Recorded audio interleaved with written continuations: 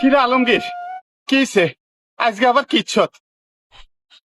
বড়া ভাই, সর্বনাশ হয়ে গেছে, সর্বনাশ। কি ঘটনা ঘটাইছ ক? আন্নের হোলা কেন রাসিল আছে না? কি ক সারফুলার আসিলেনি? একারি এদুরা বড়া এদুরা হোক খাইয়া লাগছে।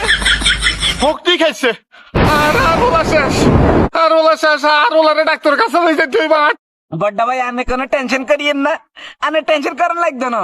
ওই যে আনে হোক মারি না ওষুধ দেখছেন না করে, আই হিগেরে কিন খাবাই দিছি।